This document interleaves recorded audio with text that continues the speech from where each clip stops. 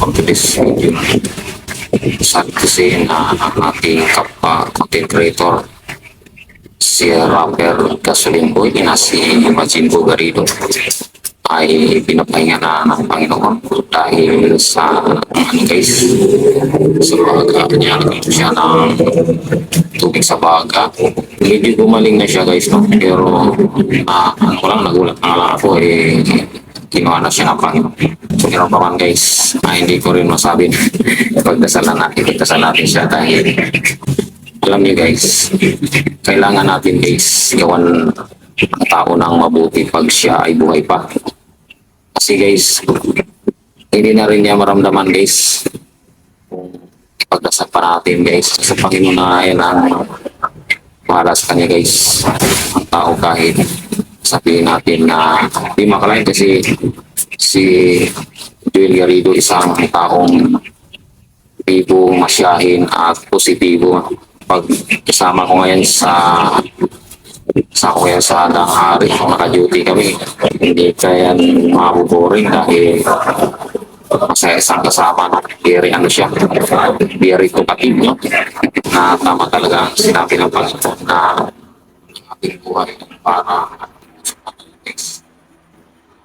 hindi nandiyan. Nakatulad na siya sa isang bulang, ibang bulang. Nandiyan niya ito bigyan. So, ganun din para guys, Panginoon ng ating buhay.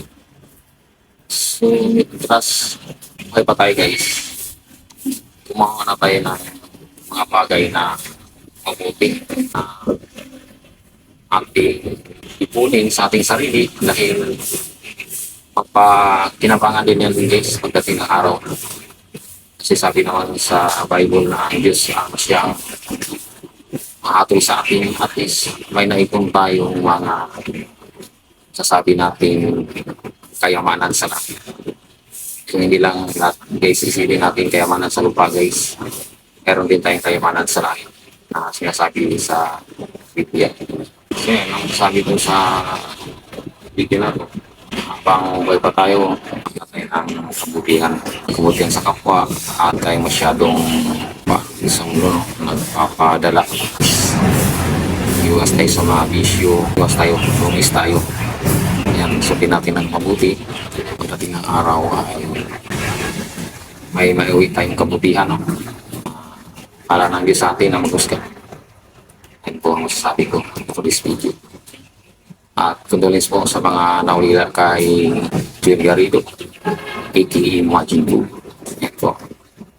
At yan lang po muna for this video. At hanggang sa muli kong mga video. And don't forget to like and follow and subscribe.